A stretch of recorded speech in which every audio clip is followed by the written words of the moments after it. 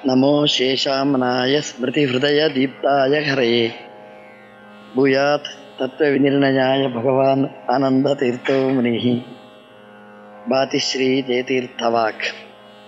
ಶ್ರೀ ಗುರುಭ್ಯೋ ನಮಃ. ದೇವತೆಗಳು ಸುಧಾಪಾನ ಮಾಡ್ತಾರೆ, ಭೂಸುರರು ಶ್ರೀಮನ್ಯಾಯ ಸುಧಾಪಾನ ಮಾಡಬೇಕಾತ್ತು. ಹೇಗೆ ದೇವತೆಗಳು ಸುಧಾವನ್ನು ಪಾನ ಮಾಡಿದರೆ ಅಮೃತರಾಗ್ತಾರೋ, ಅದೇ ರೀತಿಯಾಗಿ ಭೂಸುರರು ಸುಧಾಪಾನ ಮಾಡಿ ತಮ್ಮ ಸಾಮರ್ಥ್ಯವನ್ನು ಬೆಳೆಸಿಕೊಳ್ಳಬೇಕಾದ್ದು.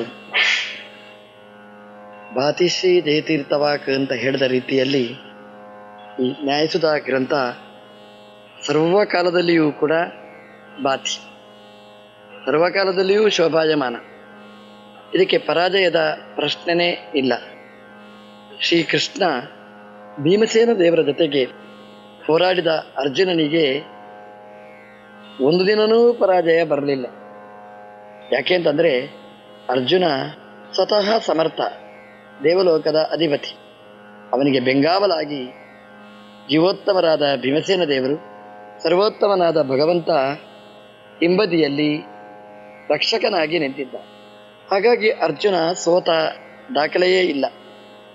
ಅದೇ ರೀತಿಯಾಗಿ ಶ್ರೀಮದ್ ಜಯತೀರ್ಥರಿಗೆ ಬೆಂಗಾವಲಾಗಿ ಶ್ರೀಮದ್ ಆಚಾರ್ಯರು, ಜೀವೋತ್ತಮರಾದವರು, ಸರ್ವೋತ್ತಮರಾದ ವೇದವ್ಯಾಸದೇವರು, ಅವರ ಬೆಂಗಾವಲಿದೆ. ಹಾಗಾಗಿ ಅವರ ಮಾತು ಭಾತಿಶ್ರೀ ಜಯತೀರ್ಥವಾಗಿ ಯಾವತ್ತೂ ಕೂಡ ಭಾತಿಯೇ, ಪ್ರಕಾಶಮಾನವಾಗಿಯೇ ಇರ್ತದೆ. ಪರಾಜಯದ ಪ್ರಶ್ನೆನೇ ಇರುವುದಿಲ್ಲ. ಶ್ರೀಮನ್ ನ್ಯಾಯಸುಧಾಕ್ಕೆ ಅನುವ್ಯಾಖ್ಯಾನದ ಬೆಂಗಾವಲಿದೆ. ಶ್ರೀ ವೇದವ್ಯಾಸದೇವರ ಬ್ರಹ್ಮಸೂತ್ರಗಳ ಬೆಂಗಾವಲಿದೆ. ಸಕಲ ವೇದಗಳ ಉಪನಿಷತ್ತುಗಳ ಅರ್ಥ ನಿರ್ಣಯಕ್ಕೆ ಹೊರಟ ಪರವಿದ್ಯೆ ಅಂತಲೇ ಪ್ರಸಿದ್ಧವಾಗಿರತಕ್ಕ ಬ್ರಹ್ಮಸೂತ್ರಗಳ ಅದಕ್ಕೆ ವ್ಯಾಖ್ಯಾನ ರೂಪವಾದ ಶ್ರೀಮದಾಚಾರ್ಯರ ಅನುವ್ಯಾಖ್ಯಾನದ ಬೆಂಗಾವಲು ಶ್ರೀಮನ್ ನ್ಯಾಯಸುಧಾ ಗ್ರಂಥಕ್ಕೆ ಇದೆ. ಹಾಗಾಗಿ ಯಾವತ್ತೂ ಕೂಡ ಅದು ಅನ್ಯಾಯ ಆಗುವುದಿಲ್ಲ. ಈ ಸುಧಾಕ್ಕೆ ಯಾವತ್ತೂ ನ್ಯಾಯ ಸಿಕ್ಕೇ ಸಿಕ್ತು. ಇಂತಹ ಶ್ರೀಮನ್ ನ್ಯಾಯಸುಧಾ ಗ್ರಂಥದ ಪಾಠ ಪ್ರವಚನ ನಿರಂತರ ನಡೆಯಬೇಕಾದ್ದು. ಎಷ್ಟೊಂದು ವ್ಯಾಖ್ಯಾನ ಪರಂಪರೆ ಭವ್ಯವಾದದ್ದಿದೆ. ಶ್ರೀಮತ್ ವಾದಿರಾಜ ಗುರು ಸಾರ್ವಭೌಮರಿಂದ ಪ್ರಾರಂಭವಾಗಿ ಇಂತಹ ವ್ಯಾಖ್ಯಾನ ಪರಂಪರೆಗಳು ಈ ಗ್ರಂಥಕ್ಕೆ ಸಿಕ್ಕಿದೆ. ಹಾಗಾಗಿ ಪಾಠ ಪ್ರವಚನದಲ್ಲಿ ನಿರಂತರ ಹಾಸುಹೊಕ್ಕಾಗಿ ಶ್ರೀಮನ್ ನ್ಯಾಯಸುಧಾ ಗ್ರಂಥವನ್ನು ನಮ್ಮ ಗುರುಗಳು ಅದಮಾರ್ನಲ್ಲಿ 4 ಜನ ಪೀಠಾಧಿಪತಿಗಳಿಗೆ ಹೇಳಿದ್ದು. ಅದನ್ನು ದಾಖಲೆ ಮಾಡುವ ಚಿಕ್ಕ ಪ್ರಯತ್ನ ಇಲ್ಲಿ ನಡೆದಿದೆ. ಗುರುಗಳ ನ್ಯಾಯಸುಧಾ ಅಂತಂದರೆ ಅದು ಪರಂಪರೆಯಿಂದ ಬಂದ ನ್ಯಾಯಸುಧಾ ಗ್ರಂಥ. ಸುಧಾವನ್ನು ಓದಿ ಅರ್ಥ ಮಾಡಿಕೊಳ್ಳೋದು ಬೇರೆ. ಸುಧಾಕ್ಕೆ ಗುರುಗಳ ಆಶೀರ್ವಾದ ಇರಬೇಕು, ಅನುಗ್ರಹ ಇರಬೇಕು.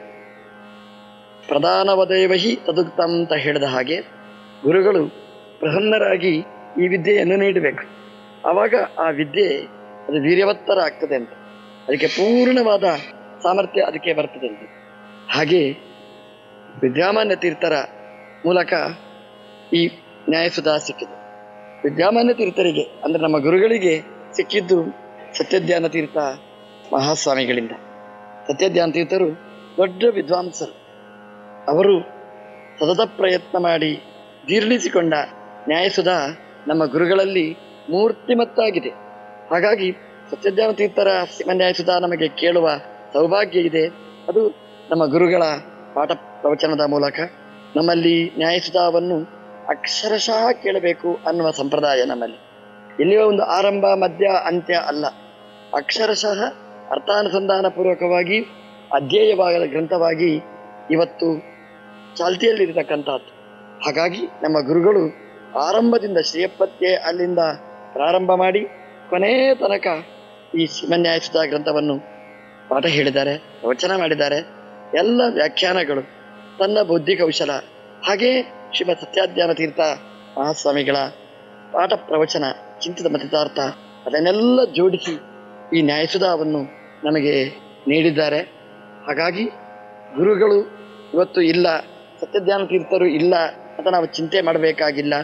ಅವರದೇ ಶ್ರೀಮನ್ ನ್ಯಾಯಸುಧಾ ಗ್ರಂಥ ಇವತ್ತು ನಮಗೆ ಸಿಗ್ತದೆ. ಇದರ ಪ್ರಯೋಜನ ಎಲ್ಲ ಭಗವದ್ಭಕ್ತರು, ಸಾಧಕರು ಪಡೆಯಬೇಕಾದ್ದು. ಗುರುಗಳು ನ್ಯಾಯಸುಧಾವನ್ನು ಅಕ್ಷರಶಃ ಓದಿ ಪಾಠ ಹೇಳಿದ್ದಾರೆ.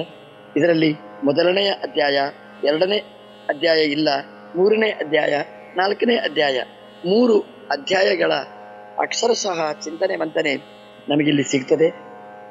ಹೀಗೆ ಇದರ ಪೂರ್ಣ ಪ್ರಯೋಜನ ಸಾಧಕರು ಪಡೆದು ಜ್ಞಾನಿಗಳ ಅನುಗ್ರಹಕ್ಕೆ ಪಾತ್ರರಾಗಬೇಕು. ಯಾರಿಗೆ ಜ್ಞಾನ ಇದೆ ಅವರು ಇದರಲ್ಲಿ ಮತ್ತಷ್ಟು ಜ್ಞಾನ ಪಡೆಯಲಿಕ್ಕಾಗ್ತದೆ. ಯಾರಿಗೆ ಸುಧಾ ಹೇಳುವಾಗ ಸಂಶಯ ಇರ್ತದೆ ಅವರಿಗೆ ಪೂರ್ಣವಾಗಿ ಮಾಹಿತಿಯನ್ನು ನೀಡತಕ್ಕಂತಹ ಗ್ರಂಥ ಅವರಿಗೆ ಪೂರ್ಣ ಮಾರ್ಗದರ್ಶಕ ಆಗ್ತದೆ. ಹಾಗಾಗಿ ಎಲ್ರಿಗೂ ಕೂಡ ಅಧ್ಯಯನಕ್ಕೆ ಉಪಯೋಗಿಯಾಗಿ ಆದ ಒಂದು ಆದರ್ಶಪೂರ್ಣವಾದ ಈ ಸುಧಾ ಪಾಠದ ಒಂದು ಸ್ಮರಣೆ ಬರ್ತದೆ. ಕಂಚಿನ ಕಂಠದ ಸ್ವಾಮಿಗಳ ಪ್ರವಚನದ ಪ್ರಯೋಜನ ನಮ್ಮ ಸಮಾಜಕ್ಕಾಗಲಿ ಅಂತ ಈ ಸಂದರ್ಭದಲ್ಲಿ ನಾವು ದೇವರಲ್ಲಿ ಪ್ರಾರ್ಥಿಸ್ತೇವೆ.